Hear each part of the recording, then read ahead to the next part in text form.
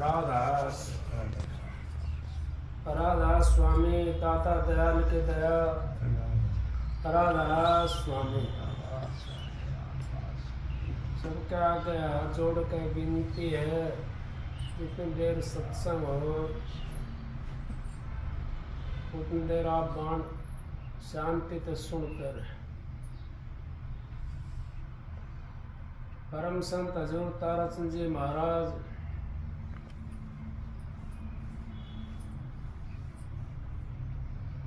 वे तो एक छुपे हुए रुस्तम थे।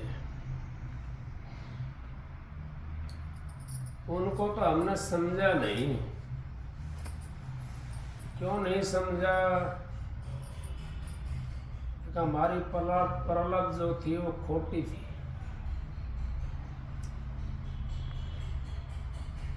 और उनकी दया मेहर से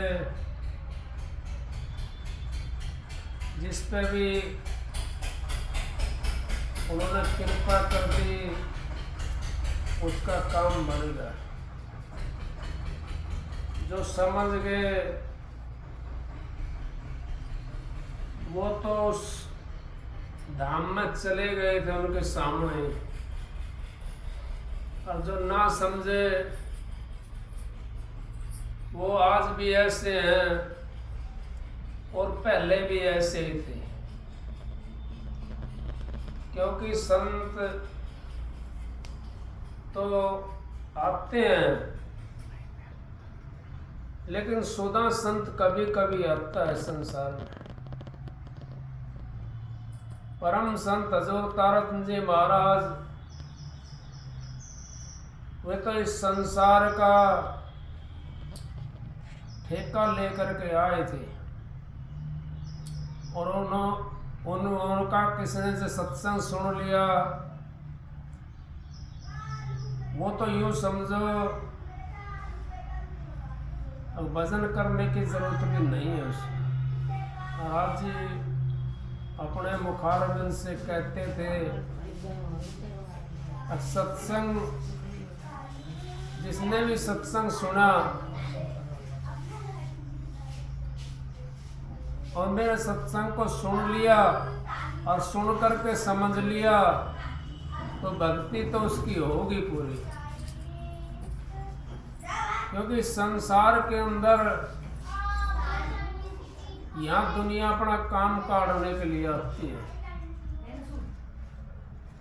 ना उसको भक्ति की जरूरत है, ना उसको उस परमात्मा की जरूरत है। यहाँ तो दुनिया अपना स्वार्थ साधती है, और स्वार्थ के बस होकर के हम फिर 84 में चले जाते हैं। जिन्होंने भी थोड़ा सा सतगुरु के ऊपर विश्वास कर लिया उसकी तो मुक्ति होगी,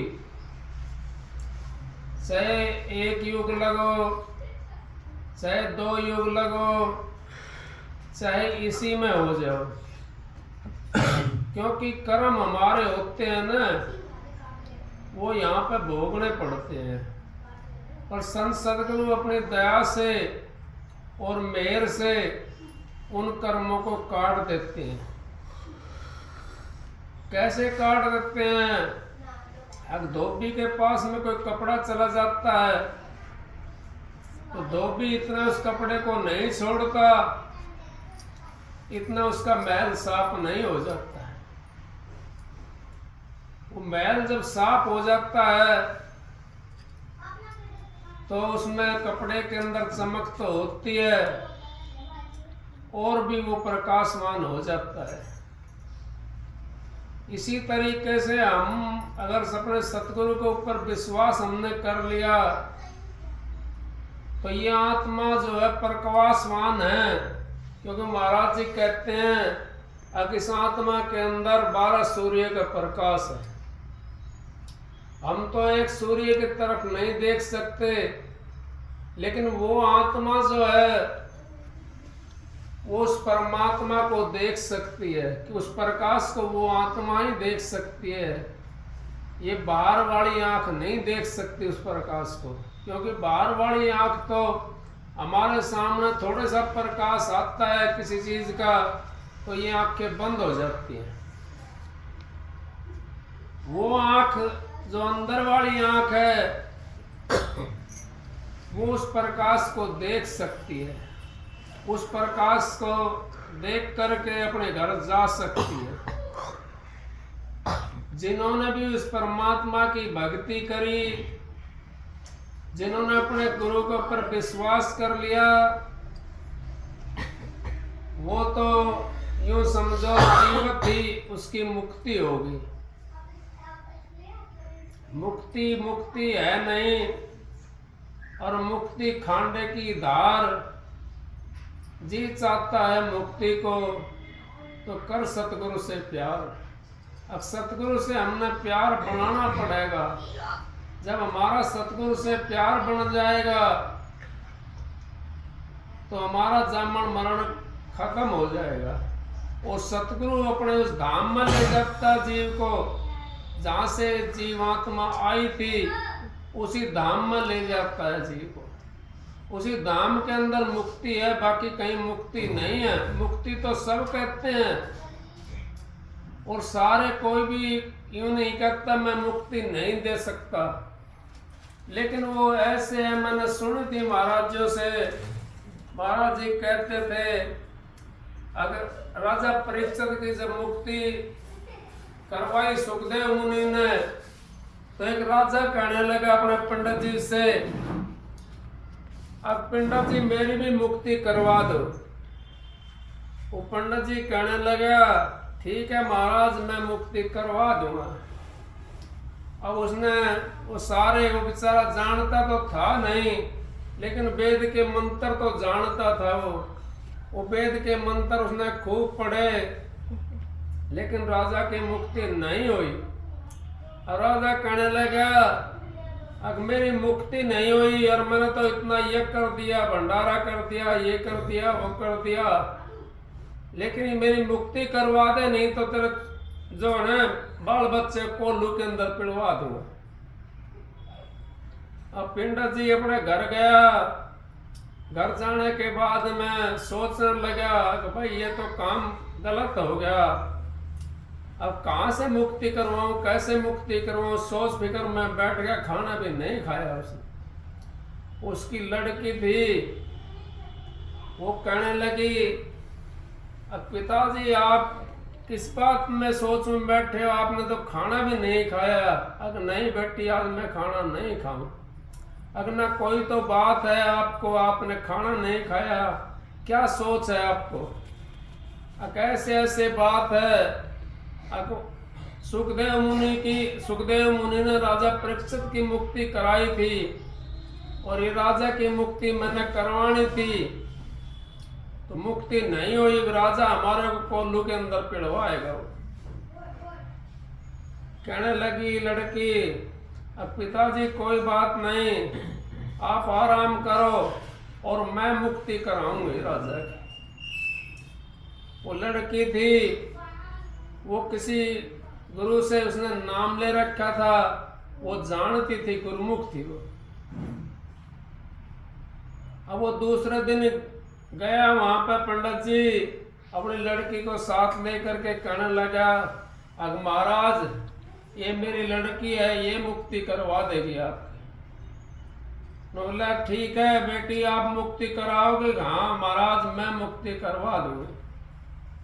बोला ठीक है भाई। कचड़ी लगा ली और कहने लगे, वो लड़की कहने लगी महाराज 2 लाठी मंगवा, डंडे मंगवा दो और रस्सी मंगवा दो। पहले तो अपना पिताजी का उसने हाथ पैर बांध दिया, डंडा लगा करके गुड़ा दिया उसको। कहने लगा राजा से अगर फिर दोबारा राजा उसके भी हाथ पैर बांध करके वो भी गुरड़ा दिया, डंडा लगा दिया उसके भी। अब कहने लगा राजा ये आपका कौन है पंडित जी? अब मेरा गुरु है। अब भाई आपका गुरु तो बंधा पड़ा है, और आप अपने गुरु को नहीं छुड़ा सकते क्या? कहने लगा बेटी मैं तो पहले ही बंधा पड़ा हूं, मैं तो पहले ही बंधा पड़ा हूं। फिर कहने लगे अपने पिताजी से, पंडित जी ये आपका को क्या लगता है कि मेरा शिष्य है, चेला है, अब तो आपका चेला बंधा पड़ा, क्या आप नहीं छुड़ा सकते? बोला बेटी मैं तो पहले बंधा पड़ा हूं। अब दोनों बंधे पड़े थे वो। अब लड़की कहने लगी, उनके हाथ खोल दिए, हाथ खोल कर कहने लगी अब आपका फैसला हो गया, आपकी मुक्ति हो गई है। कहने लगे बेटी कैसे होगी मुक्ति? अब आप भी संसार से बंधे पड़े हो और मेरा ये पिताजी है पंडित जी, ये भी संसार से बंधा पड़ा है, तो आपकी मुक्ति कैसे होगी? और ये बंधा हुआ कैसे आपकी मुक्ति करा देगा? बंधे को बंधा मिला, सूझे कौन उपाय, सेवा कर निर्बंध की जो पल में ले छुड़ाए। अगर राजा परीक्षित को तो ये डर था 7 दिन में उसकी मुक्ति, उसको सांप खाएगा और सांप से वो मर जाएगा, तो उसको तो अपनी मौत का डर था। और जो सुखदेव मुनि था वो पूर्ण था, उस टाइम का वो पूर्ण था। अब उसके पास में चला गया अपना गुरु के पास में, तो उन्हें 1 दिन के अंदर 1 मंजिल तय करा दी उसके। जब वो सांप खाने के लिए आया तो उसने इतना फूल बिछवा दिया उसके अपने उस रास्ते के अंदर गुरु के बताए मुताबिक।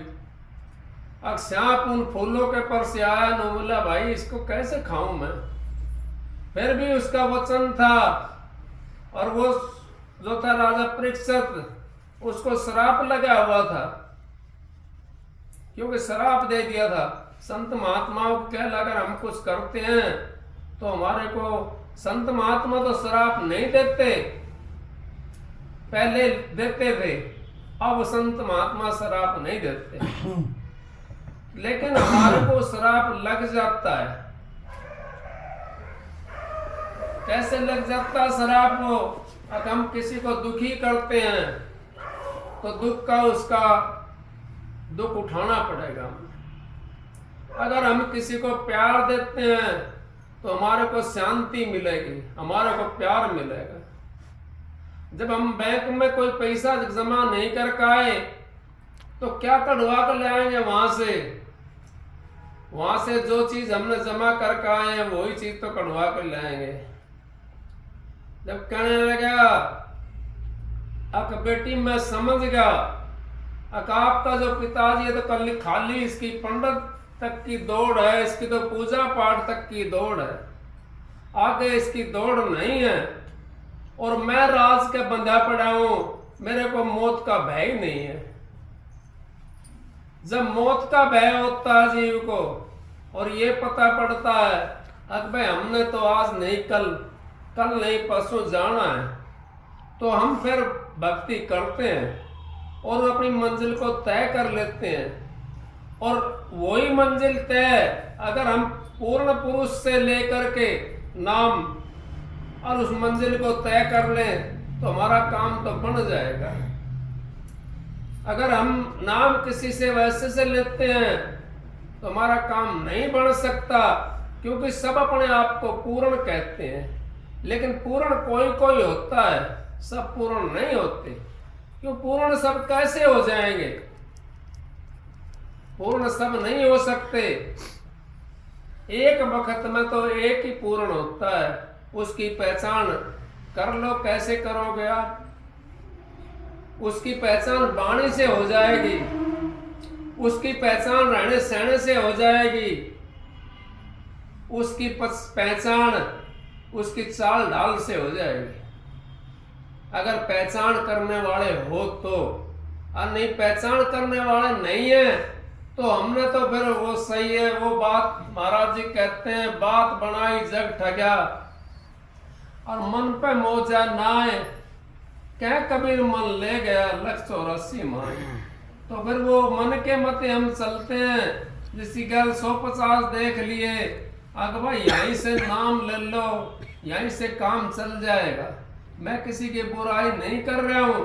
जो जहाँ का होता है वो पूर्ण होता है उस जगह का।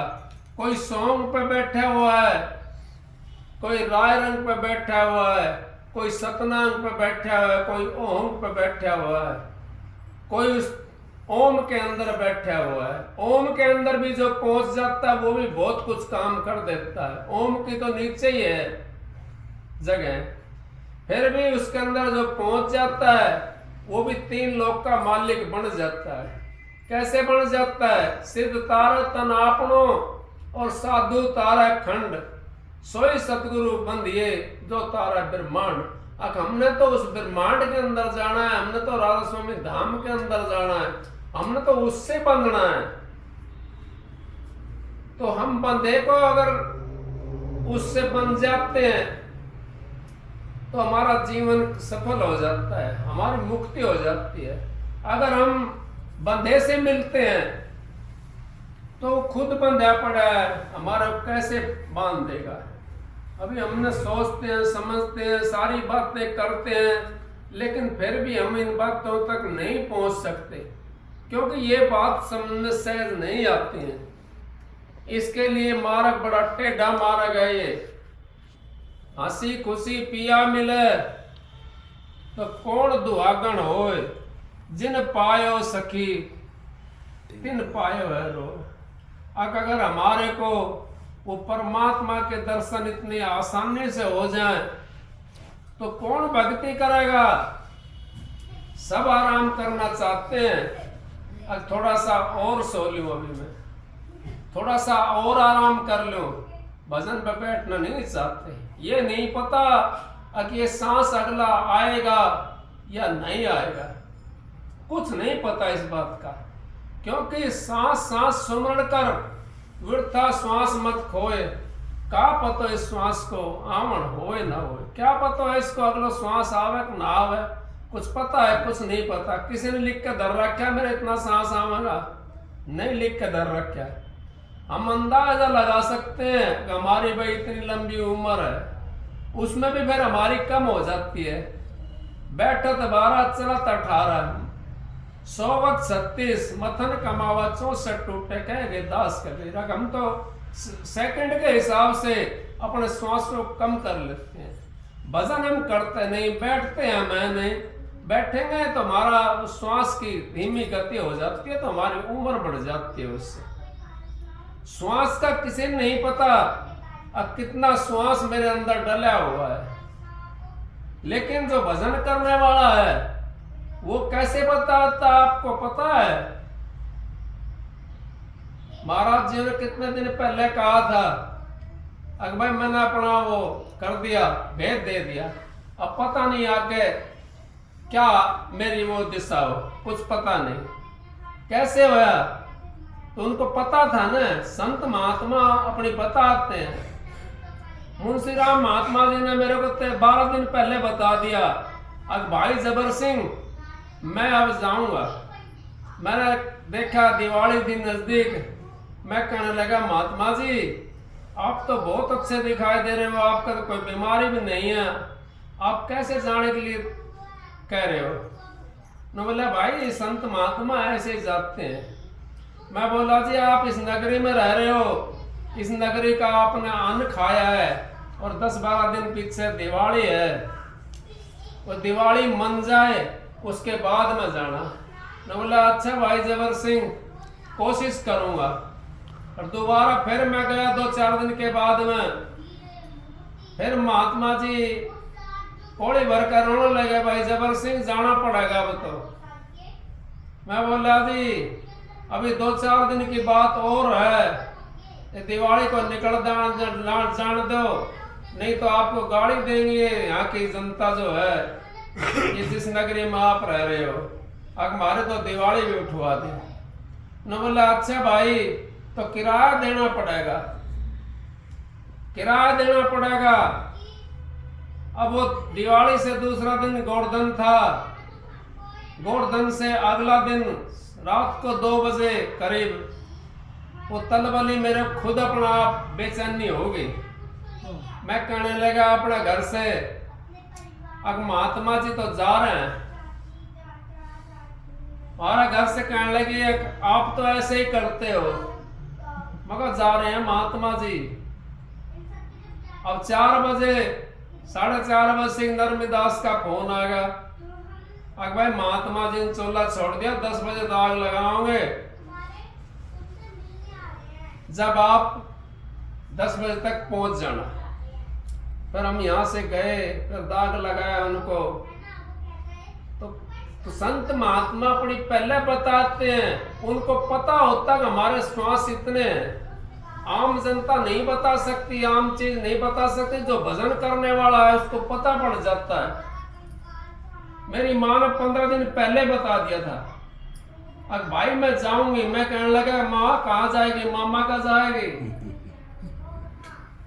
ना भाई मैं जाऊंगी। फिर भी हम नहीं समझ पाए, क्योंकि ऐसे ही होता है। संत महात्मा जो भजन करने वाला जो भी कोई जीव होता है, वो अपनी गति को बता देता है, उसको पता पड़ जाता है, पहले अंदेशा हो जाता है उसको, अब भाई मैंने जाना है। बाबा जयकरण था दुर्जनपुरा के अंदर, उसने ये बता दिया कि मैं 4 बजे चोला छोड़ूंगा फलाने दिन, और संगत को बुला लेना, और 17 दिन आपने कढ़ाई चला कर रखनी है, लड्डू पूरी, और किसी ने रोना नहीं है। तो बच्चे बेचारे उनके बढ़िया थे, 17 दिन तक उनकी कढ़ाई चलती रही, लड्डू पूरी और साग 17 दिन तक चलता रहा। और 4 बजे बुला करके उन्होंने नहा धो करके और अपने ध्यान भजन में बैठ के चूल्हा छोड़ दिया। तो क्या पता था उनको कौन सी चीज थी बताने वाली, बता देते हैं संत महात्मा। ऐसे ही अगर आप भजन बंदी करते तो आपको पता पड़ जाएगा अब मैं फलाना दिन जाना है। अगर भजन बंदी की आप नहीं करते और आप कभी बैठ गए कभी ना बैठे, तो फिर कैसे पता पड़ेगा? आपको अपनी गति का नहीं पता, तो फिर कैसे पता पड़ेगा? तो ये चीजें हम संत महात्माओं के पास में जा करके और इन चीजों को जब देखेंगे, उनकी रहनी सहनी को देखेंगे, तो हमारा को पता पड़ जाएगा अकी पूर्ण है अकी अधूरा है। तो कई दिन पहले हम चले गए कहीं सत्संग के अंदर, तो वहां तो आपने पता है संतों का कोई ठिकाना नहीं है। वो 2, 2.5, 3 घंटे बैठे रहे वहां पर। जब हमारा नंबर आया और बोलना शुरू करा, तो वो सिकाई विद्या थी वहां पर, उसने एक भड़का दिया, कोई आदमी था, न बोला राम कहाँ रहता है और कौन सा राम है वो? मैं कहने लगा भाई मैंने तो पहले हाथ जोड़ के विनती करी थी और सत्संग का बीच में नहीं बोलना किसी ने भी, और सत्संग जब समाप्त हो जाए किसी का कोई प्रश्न हो तो बेशक से पूछ लेना, क्योंकि मैं धनिया का चेला हूं, मैं बिना धनिया का नहीं हूं। मेरे पे मालिक की दया है, मौज है, सारी बात को हाजिर जवाब होता है।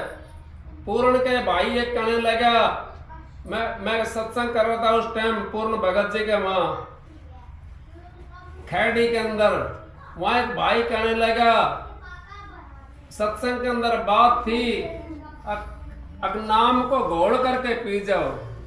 तो कुछ जो होते हैं ना वैसे तो अपनी मान बढ़ाई के लिए सोचते हैं, अपनी मान बढ़ाई के लिए सोचते हैं। अगर भाई ये क्या काम करते हो आप? वो कहने लगा, अगर भाई कोई नाम भी घोल कर पिया जाता है तो महाराज जी की दया थी, मेहर थी, हाजिर जवाब होता है उस चीज का। महाराज जी मैं कहने लगा, महाराज जी तो ये कह दिया, कड़वा नाम कुनैन डरता है बीमार, और तारा चंद जो खाएगा उतरा तुरंत बुखार। आप तो कह रहे हो घोल के पीने की, महाराज जी ने तो खाने की भी कह दी भाई। तो आप क्यों करते हो ये बातें? ये बातें वो करते हैं जिन्होंने अपना तो कुछ कमाया नहीं है, और दूसरे की गोद को टटोलते हैं, दूसरे को सोचते हैं कि हमारी तो बदनामी हो जाएगी, अगर इसने हमारे से कुछ अच्छा कह दिया तो हमारी बदनामी हो जाएगी।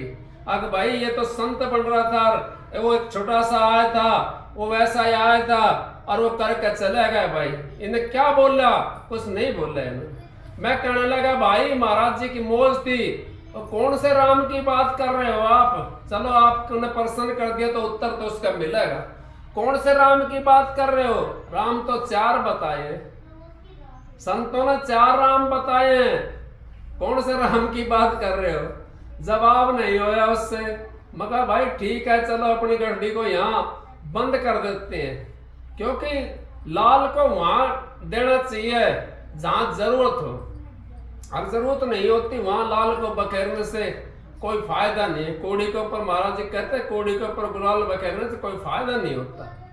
तो ये बातें होती हैं, तो इन बातों को जब हम समझते नहीं हैं और सब अपने आप में मेहनत समझते हैं, संत समझते हैं, लेकिन संत तो कोई कोई होता है, सारे संत नहीं हो सकते, क्योंकि सबके पास में सीढ़ी तो सबके पास में होती है, सीढ़ी सबके पास में होती है। कोई तो किसी ने तो 1 पैड़ी चढ़िया, किसी ने आधी पैड़ी चढ़िया, किसी ने नुआ ना देखा, दरवाजा ना देखा जा करके।